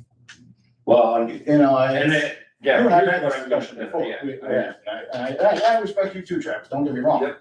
But, you know, it goes back to the first thing I did at that meeting was address comments on Facebook, which once we realized who the person was 100% rage bait, because he would have been on commission. So very important to the firefighters, very important to the public, very important to me. A local coordinator is a good thing. Well, and like I say, after the meeting, I just, they're pushing counties to start consolidating. And I know that. I understand that. I sat last year with you guys, you know, and it started back then. But like I'm saying here, we're merging two departments in-house here. Everybody's always like, well, what are other counties doing? What are other counties doing? What's Chickasaw doing? Why can't we change that outlook to say, wow, look at what Chickasaw did? And have other counties be like, man, we should try that. It seems like we're always looking for what other counties did. Let's be a pioneer for once.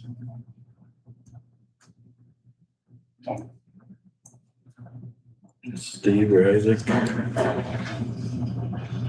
What really concerned me the other night at the meeting is that you asked Joel if you did make this position, are you gonna need a budget amendment? And Joel said, probably, and that really concerned me.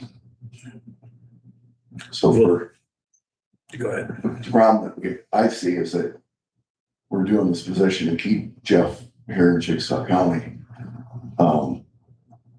But there's two cities that aren't part of our EMS. So they're getting the benefit without, and then we're gonna probably have to get more money from the cities that are part of it. So I think the budget amendment's needed because they're gonna get a check from $30,000 to $40,000 revenue from the EMC to use towards his wages for the EMS. I mean, that's where I took the budget amendment. Joel helped me out. I mean, Yeah, I would agree. So when you look at our, any position, whether it be part-time, full-time, EMT or paramedic, it's not like we're creating more hours for that position. All that we're doing is paying the overtime, whether it's worked by a part-timer or a full-timer. That gap or that overage on the overtime is what would concern me, that we would have to do a budget amendment. In addition to those funds coming in that will need to be spent in that department. Depending on the number that comes, that the two boards can come to, it will depend on if it shorts our line item on the payroll side. You know, we just don't know that until there's a concrete number that would be associated to it. I'm not gonna mention the county, but there was an individual from a southern county in Iowa that shares EMA directors. The 28E has to be very specific example. They share with another county. And she has stated that they have no voice control anymore because they don't have that many cities on the EMA side. So when they go to negotiate wages for their director, they have no skin at the table, because the 28E says the other county has more cities, they get outvoted all the time. We heard that in our small group of a concern. If we do go down this road with another county, make sure that 28E is very specific on how the votes are made. Just like we heard, you know, in our 28E with an agency called EMA, we have to make sure where the votes are. I'm not going to play that political game, but make sure it's an equal weighted vote on wage increases for this hybrid position. I strongly believe, I agree, Dave, that we need to advertise for this job. If it's Jeff, oh, good. If it's somebody else, good. You know, but I think both commission and the board has to have a skin in the game of that hiring process. And you can see the makeup of our cities and my frustration where the 3 minus Fredericksburg not at the meeting. I mean, they play a role in community across this county, where we serve districts in our county, and you have one representative from this board on the EMC. Might not be your feelings, might not be mine. You know, so that's where it's going to get a little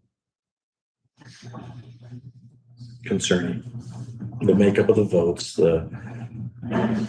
yes, we all think we can hire the best person off the interview process and the resume and the application. But what happens if you hire somebody and it's not the right person? And that's where it's going to get multi-agency involved, just like the story we heard in Southern Iowa with multi-county involvement. We might be doing the best thing, but 2 months down the road, it might not be the best thing. How do you get out of that 2080? How those votes going to take to get out of it? And is it too late? Thought we were doing a good thing with saving money, staying local, but is it the best thing? So I'm just sharing my thoughts of the meeting Tuesday night to what I heard over the week in Des Moines. The other day was discussed, if we were to hire somebody else that's not me, it's gonna take that much longer for that person to learn the facts of this county. And I get that. And that's what you'd have to present at the interview process and have a weighted score and try to negotiate the right person, you know, so I don't know, guys. This is something new. You Yeah, said. absolutely. No, that's for both of us. I mean, that's, and then the way I look at it, or, You know, we have really three options if we want to discuss, it, right? Correct. We have the hybrid that we're talking about right now. We have the EMS only.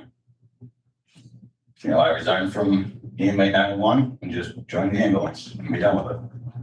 Or what was discussed at the meeting, if we can get the budget back up to where it was, doing an EMA only. And then doing a sporadic EMS or whatever we want to do, but. Or share it in the county. So, Oh, sure, even that's part of the, yeah, Yeah. yeah, totally for it, but, you know, we've been fighting this battle for 6 months now. I've been fighting it for 8 years. So,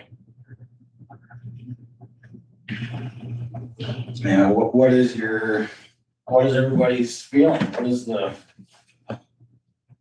do we continue with this, or is it a waste of my time and your time to continue this? I don't know. and Steve brings up a good point. I mean, nothing's secret here, you know. 7 years ago, we had a lawsuit against the 8 cities, right? Steve, you brought up the per capita this year, and that's why it was down to 65,000. I think that's the way it should be. We tried to change the law in Des Moines with some of our influence. That didn't work. So I guess where are we at on, you bring up a good point. City, these are all facts. City of Nashua and City of Ella Vista are not with EMS funding But they are mechanism. part of the commission, which But they are part of the commission, but they don't fund the commission. We fund the commission. Right? Been that way for 9 years. You can, I guess, Don brought up the supplemental at the meeting, you know, the cities do pay in the I supplemental. can go down the road. So I like- know. I'm just saying, but, And that was Steve's worksheets back in January where what, 70, 70% is, 72. 72% is rural and 28 is cities. because we do have, which we know, we have some big commercial property in the rural that are right up against city limits, you know. I just go back off the facts, so 72% is made up in the rural part, right? This is where I say property tax is unfair. GB, GS, city funds, TIF dollars. Yeah, that was my thoughts from last winter, is that we get as much out of the general supplemental as we can. And then the cities just need to backfill to get your budget where your ask was. But the cities had no appetite for that. And they still at this point don't have any appetite. I talked to the council, the active council member. It was brought up at their meeting last Monday. There's no interest in the cities contributing anymore. And I do believe they have a line item where they can contribute to. Their budget. It's like, Go ahead. not the discussion go where it's gonna go, but I think once you're done today, to me, in my opinion, you owe it to the commission, and that's the person who's gonna have to try and craft this. To answer 2 questions. Number 1 was brought up, are you willing to give more money out of GS to EMA for it to be standalone, stand on its own before the budget, the 3% cap starts next year? That's question number 1. That's brought up in the meeting. I think you should have that discussion and give a firm answer on that. And then number 2, are you willing to have, forget about the numbers and the duties and the assignments, are you willing to have another exempt employee and an exempt employee in the EMS department? Like, those are the 2 questions you have to answer. I think you owe it. You're having a question. I think otherwise we're just gonna sit and spin our wheels and be even further. I think you need to answer those 2 questions, yes or no, so they can make their. Is there general consensus to have a shared position and have exempts? Right. And if there isn't, then If there isn't, then they we go go back on to their the own drawing thing, right? Yep. But I think you need to answer both those questions, in my opinion. Yeah, I got For you. the commission. I'll get there. So all of our tax slips are printed with EMA on there of $63,000. We all saw that if we own property in Chickasaw County. Is the board willing to do a budget amendment to give more GS to EMC? And if so, what does it look like? To me, how do you tell the public that we need more money for EMA? Actually, it's 65. Yeah, that's with gas and electric, but on our tax slips, it was 63. So I guess I'm not gonna try to pick on somebody, but Steve, I mean, do you want to do a budget amendment to give more to EMC? I'm in my same thoughts that was last winter. I think it still needs to come from the cities. Travis? Well, I'm glad you brought that up. Because I posed this question to Lucas last week down at ISAC. It doesn't matter if we do a budget amendment, we all know right now, they don't need a budget amendment, they've still got funds. If we do a budget amendment, we start next year's tax budgeting process at the number that was certified in this year's budget. So we could throw $100,000 on there, we're gonna start at 65. That's where the 3% goes. That's why they put the cap there. That's his interpretation of it? That's his interpretation. Because it was certified that way. Yeah, Lucas And he says he expects there to be. all No one's kinds of seen the problems. regulations on it Yeah. yet, so yes, I mean, I'm just reading the code as it's written, but Correct. And I was there when you asked Lucas it that. doesn't sound like there's 3 votes for that anyway, so I don't. it might be a moot point whether and how it's interpreted, let's put it that way. Yeah, and don't get me wrong, you know, if it's EMC, the 911, you know, this board went out for $4.5 million. I'm not trying to get off topic, but we did a obligation for radio equipment, right? That was put on the backs of all taxpayers. 72% came from rural people to get us equipment, and we do that. And before my time, I think there was a request to build the anchor site tower from this board. To help fund 911. So, I mean, we go down the road of fairness and non-fair, but it seems like we do pay a lot of the requests from your agencies. Unlike the cities, right? So I'm gonna stay with what we voted on. I don't think we're up.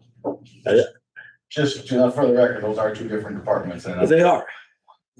So, But the general obligation debt is countywide taxation. I get it, Jeff.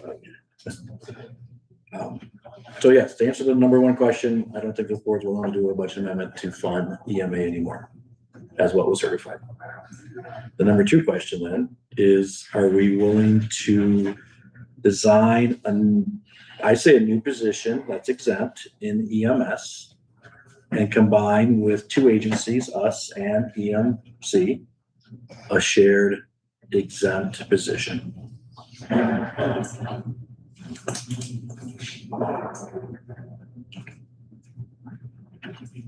Isaac? I would probably be in favor of trying that, yeah. If Dave said he can get the verbiage correct. The devil's gonna be the details, but Travis?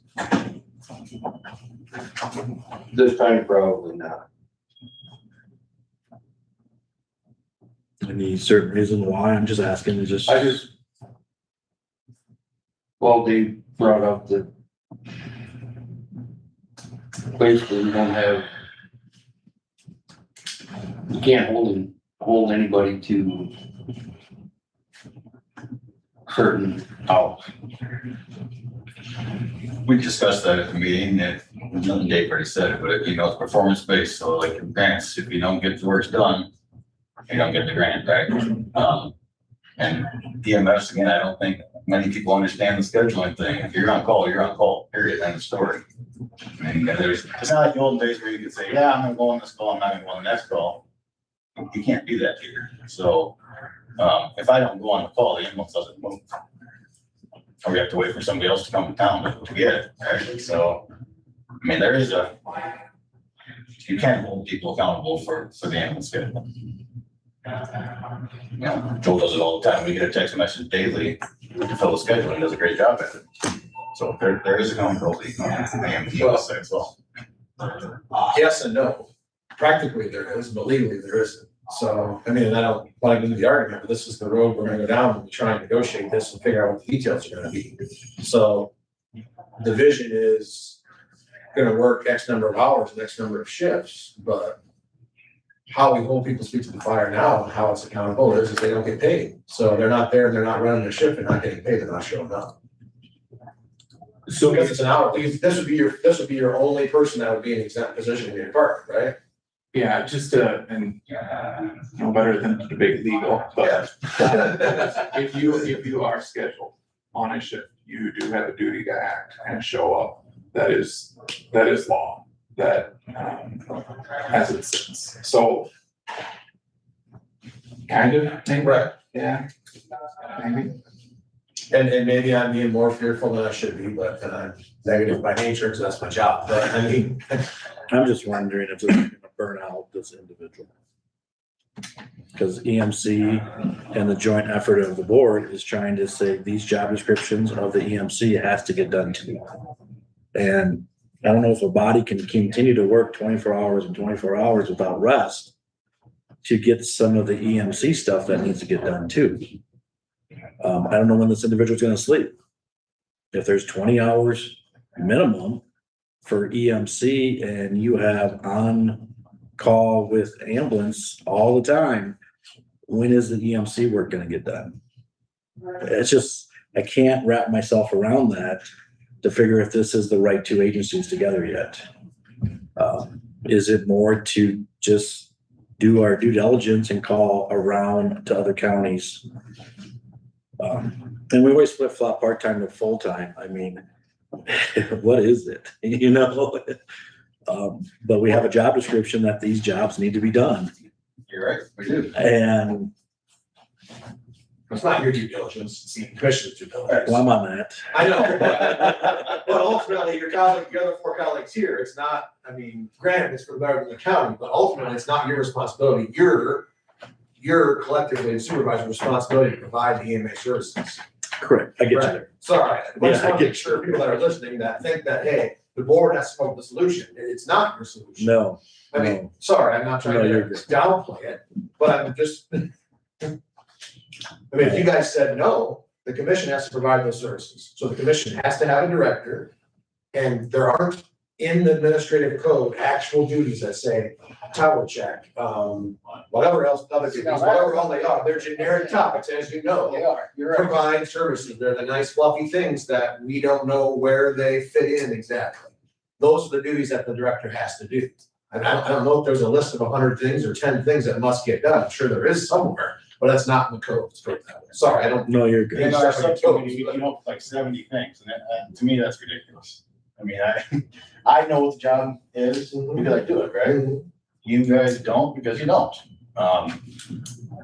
Towers, not an EMA thing, by the way. Oh, sorry. So whatever lists are on there, we're gonna have to have that list because the majority of the workload has to be for those tasks, not running the ambulance. Correct. And that's where we're gonna get into trouble if the majority, that we collectively, with my help, when we craft this, if it looks like it's more hours are spent being on the staff and on call for the ambulance versus doing your EMA duties, that's gonna be a problem in this exam. Steve, where you at? I'm not in favor of an exempt position. I think it puts too much on Joel for the fact that he basically has an employee that he really doesn't have any authority over because it's the EMA commission basically. But yeah, this one, I'm not in favor of that. I'm in favor of the EMA commission getting back together and coming up with a different option. Yeah. I'm not in favor of it. A lot of the same reasons Steve just said. I think it's gonna create a problem for Joel in that department. One, I'm not sold yet that we have for 100%, we even have an opening in that department for that job as full-time. But I just see it creating all kinds of problems between Joel and the rest of his department. I just don't think it's the right fit. And, you know, if we're gonna go exempt, that means to me, because it's the reason employer puts an employee on exempt, we're gonna cut out a ton of overtime compared to what was in that the other day. Oh, for the base. Yeah.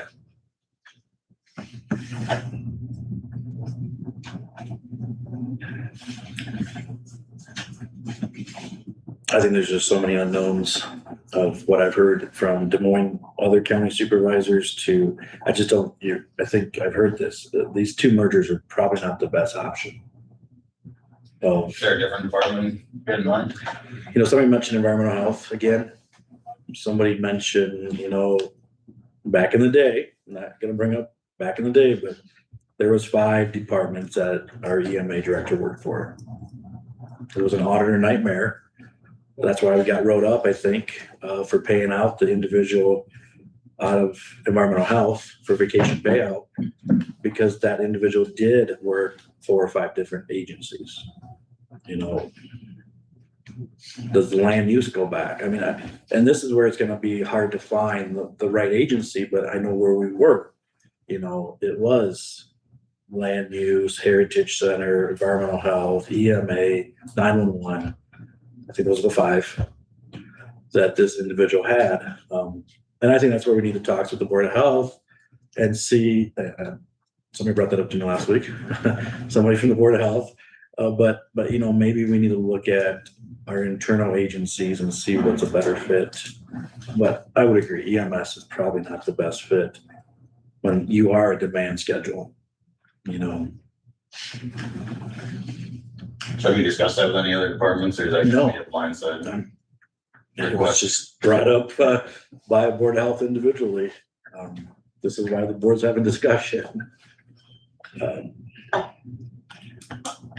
Sheer curiosity as, you know, a standalone department with a standalone commission of the EMA and doing little bits and pieces for each department and having issues with that at one time. Do those then fall under that? Say, The only issue that I remember is when the private audits and the private auditor handbook or booklet is the payout was wrong, done.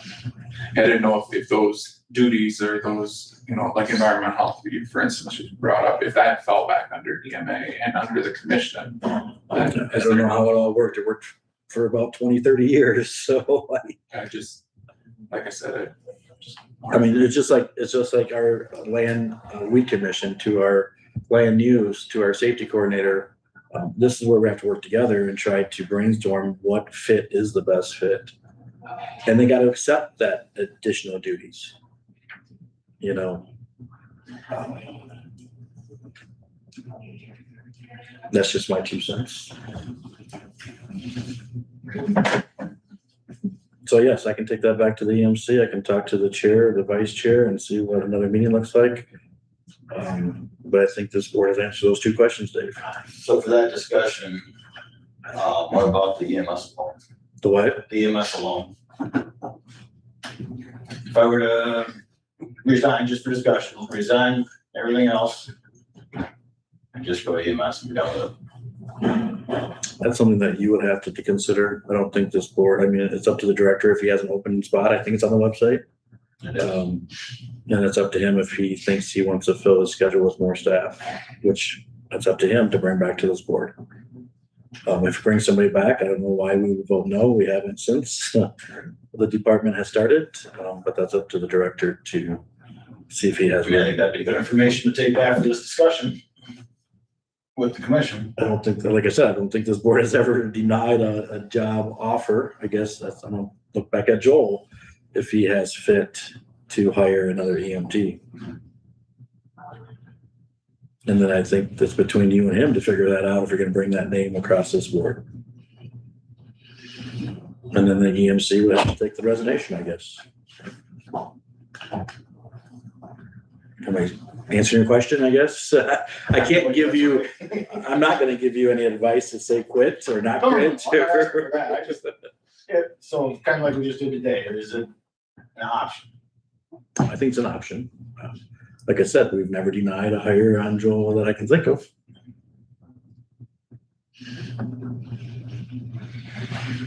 Yeah, I guess we can answer that till it's a agenda. I know. Exactly. But he said we haven't denied anybody yet, so.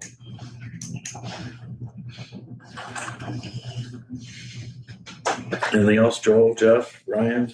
Nope. Board members? For answer that I wanted as commission member anyway. All right. Thank you all for that discussion.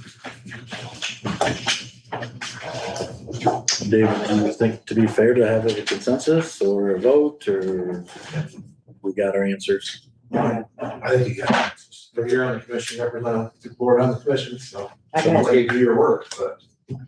I got Jeff is here, Ryan is here, so. All right, sounds good. Yeah, I take it as a consensus that, yeah, that's the answer I'm taking back to the commission. For, Shared, not exempt. shared exempt salary position. Correct. And funding any more financial support. Wait. All right, thanks, guys. Committee assignments, status, anything? Scott? I had the EMC on Tuesday night. Isaac, Steve. Discuss future agenda items.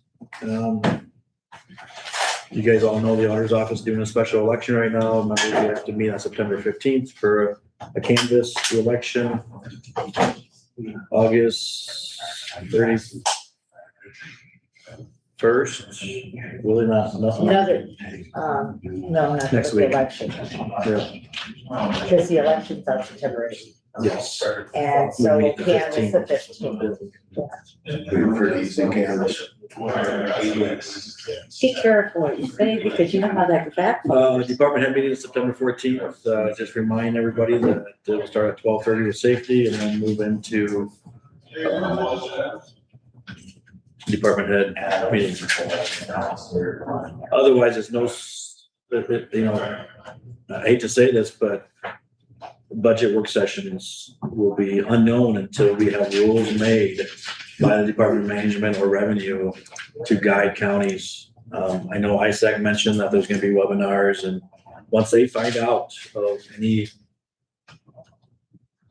direction of what the law change means, Difficult budget season. it could be a very difficult budget.